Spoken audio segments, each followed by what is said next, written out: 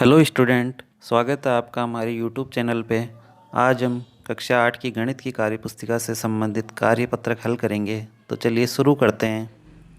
समग्र मूल्यांकन या एंड लाइन असेसमेंट, यह मूल्यांकन विद्यार्थी स्वविवेक से करेंगे। विद्यार्थी को सभी प्रश्न हल करने हैं। शिक्षक विद्यार्थी को केवल प्रश्न समझने में सहायता करेंगे। टिप्पणी करते समय शिक्षक विद्यार्थी की संपूर्ण शिक्षण गतिविधियों को ध्यान में रखेंगे। हमने पहले जो कार्यपत्रक हल किए थे उन्हीं के आधार पर ये प्रश्न दिए हुए हैं, इनको हल करते हैं। पहला है, अंकों 7, 5, 3, 0, 1 का एक ही बार उपयोग करते हुए 5 अंकों की सबसे बड़ी संख्या एवं सबसे छोटी संख्या बनाइए एवं उनका योगफल ज्ञात कीजिए। तो यहाँ बनने वाली सबसे बड़ी संख्या होगी 7, सबसे पहले लिखेंगे, फिर 5, 3, 1, 0 यानी 75,310। बनने वाली सबसे छोटी संख्या, इसके लिए 1 को पहले लिखेंगे, फिर 0, फिर 3, 5, 7 यानी 10,357।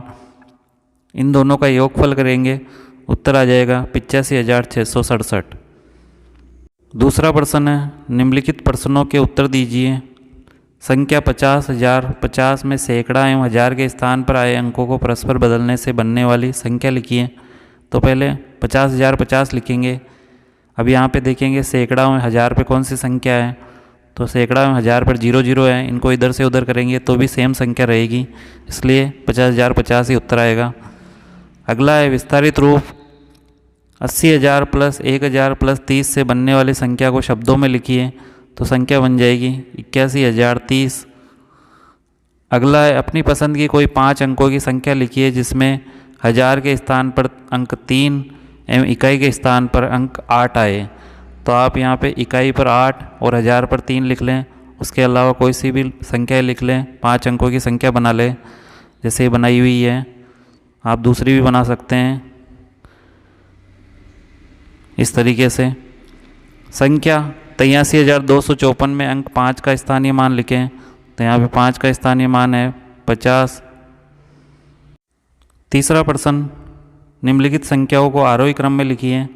यहाँ संख्या शब्दों में लिखी हुई है, इनको सबसे पहले देखेंगे। सबसे छोटी संख्या कौन सी है, 9,612, फिर 35,550, फिर 42,220, फिर 8,02,002। इस प्रकार आरोही क्रम में जमा लेंगे। अगला है, निम्नलिखित पूर्णांकों को अवरोही क्रम में लिखिए। तो यहाँ अवरोही यानी घटते क्रम में लिखना है। तो सबसे बड़ी संख्या 80, फिर 0, फिर -12 और फिर सबसे छोटी -113। चौथा है, निम्नलिखित संख्याओं के सारों गुणनखंड लिखिए।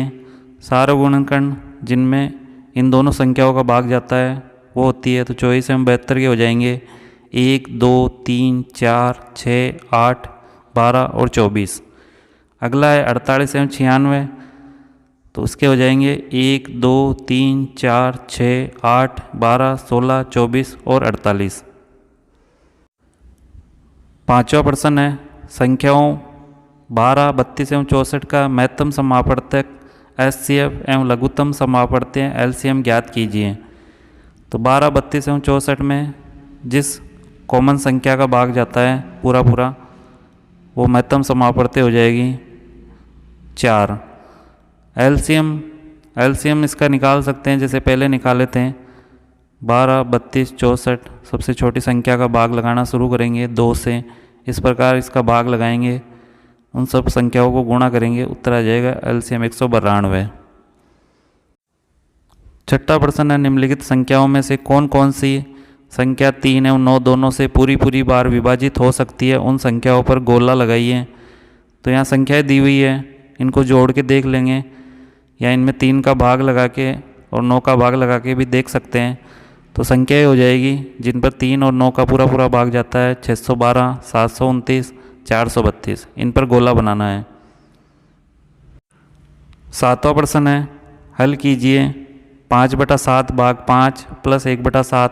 तो पहले कोष्टक को हल करेंगे। 5/7 भाग को गुणा में बदलेंगे, भिन्न उल्टी हो जाएगी 1/5। 5 से 5 कट गया, ये बचेगा 1/7 प्लस 1/7। लस से निकाल लेंगे 7, जोड़ेंगे, उत्तर आएगा 2/7। फिर अगला 1/8 गुणा 12 - 60। अब 12 में से 8 घटाएंगे 4 आएगा, तो ये हो जाएगा 1/8 गुणा 4। अब ये 4/8 हो जाएगा, 4 के पाड़े से काट देंगे, उत्तर आ जाएगा 1/2। अगला है 2 सही 1/7 गुणा 6/11। इसको साधारण भिन्न में बदलेंगे, 7 दूनी 14 और 1 15/7 गुणा 6/11। ये आपस में गुणा होंगे, 15 छक्के 90, 11 को 7 से किया 77, 90/77। अगला है -27/11 प्लस 5/11 प्लस -4/11। 11 यहाँ पे लेस आ जाएगा, संख्या है -27 प्लस 5 प्लस -4, तो माइनस और माइनस की संख्याओं को 4 और 27 को जोड़ देंगे, -31 प्लस 5 ये आपस में घटेंगे, उत्तर आ जाएगा -26/11। 8वां प्रश्न है निम्नलिखित मिश्रित भिन्नों को संख्या रेखा पर दर्शाइए। तो यहाँ पे 1/5 यानी 5 भाग में संख्या लिख देनी है, 1 2 3 4 और 5। अब ये बताना है 4 से 1/5, तो ये यहाँ पे 4 से 1/5। अगला है 2 सही 2/3, तो ये 3 भाग पे 1 2 3 लिख देंगे। फिर यहाँ पे ये 2 सही 1/3 और ये 2 सही 2/3, यहाँ पे इसको दर्शाना है। 9वां प्रश्न है निम्नलिखित दशमलव भिन्नों की तुलना करके बॉक्स में छोटे बड़े या बराबर में से उपयुक्त चिन्ह लगाइए।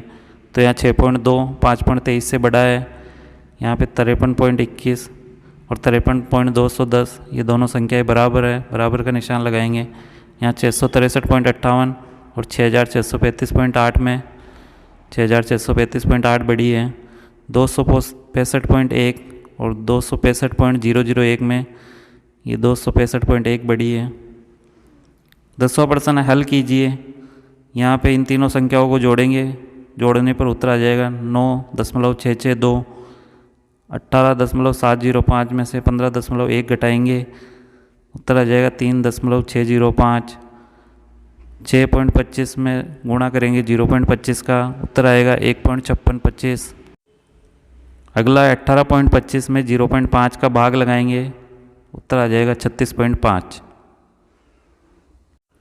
11वां प्रश्न है रेणु प्रतिमाह अपने वेतन से 5% की बचत करती है। यदि वह प्रतिमाह 2500 रुपये की बचत करती है तो उसका कुल वेतन ज्ञात कीजिए। माना कुल वेतन बराबर x रुपये, तो x का 5% बराबर हो जाएगा 2500। तो x का मान निकालेंगे, 2500/5 गुणा 100, तो 50,000 रुपये आ जाएगा, यानी उसका कुल वेतन हो जाएगा 50,000 रुपये। 12वां है निम्नलिखित गणितीय कथनों के लिए उपयुक्त समीकरण लिखिए। किसी संख्या के दुगुने एवं 12 का योग 24 है, तो माना वह संख्या x है, तो उसका दुगुना हो जाएगा 2x, उसमें प्लस करेंगे 12 बराबर 24। संख्या x के 5 गुने में से 3 घटाने पर 27 प्राप्त होता है, तो संख्या x का 5 गुना यानी 5x में से 3 घटाएंगे बराबर 27।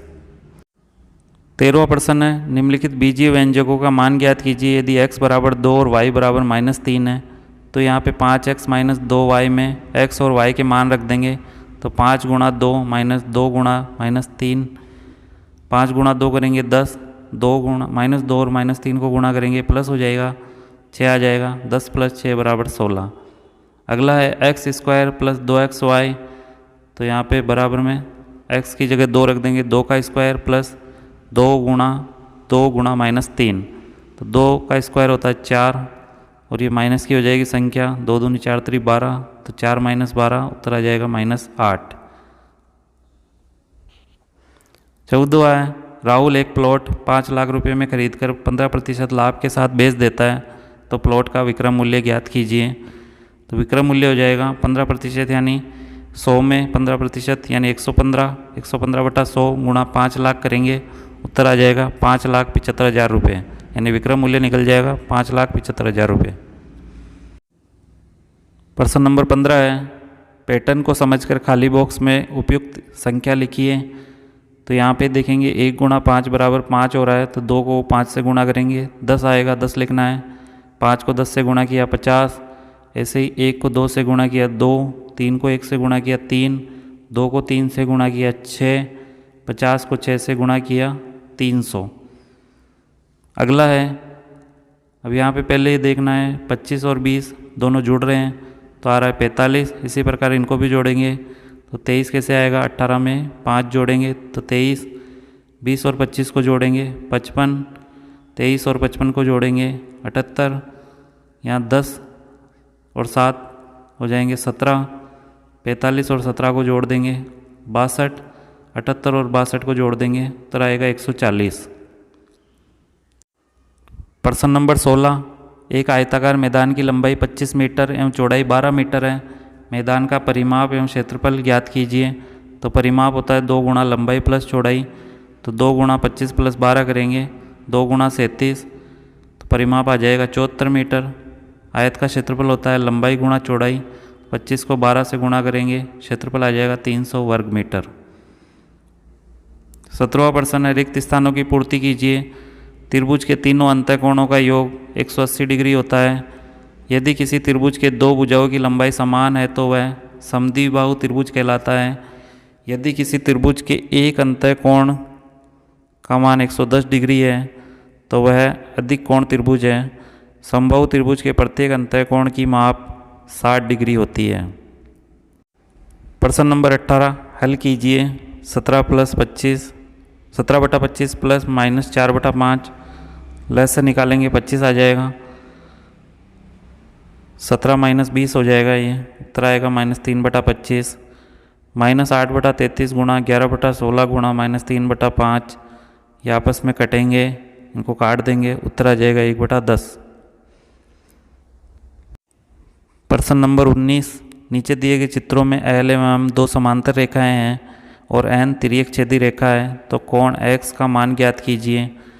तो यहाँ पे ये 70 डिग्री और कोण X एकांतर कोण है, तो कोण X का मान भी हो जाएगा 70 डिग्री एकांतर कोण होने की वजह से।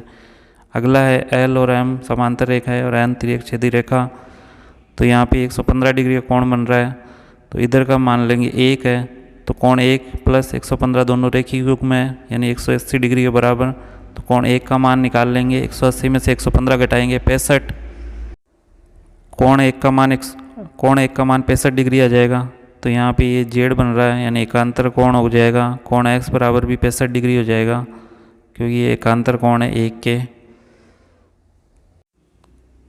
प्रश्न नंबर 20, किसी कक्षा के 12 विद्यार्थियों का मनपसंद फल निम्नानुसार है। ये केला, केला, आम, संतरा, अंगूर, संतरा, संतरा, केला, आम, संतरा, संतरा, आम। इन आंकड़ों को नीचे दी गई सारणी में प्रदर्शित कीजिए और ग्राफ पेपर में दंड आलेख द्वारा दर्शाइए।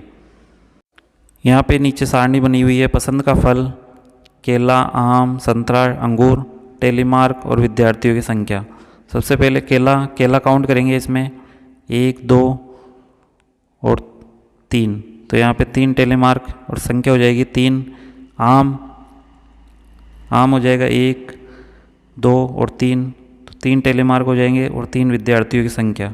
फिर संतरा हो जाएगा 1, 2, 3, 4, 5, तो यहाँ पे इस प्रकार लिखेंगे टेलीमार्क, संख्या हो जाएगी 5। फिर अंगूर ये 1 है, 1 लिख देंगे, संख्या हो जाएगी 1। अब इधर ये इन सारणी के आधार पर दंड आलेख बनाएंगे।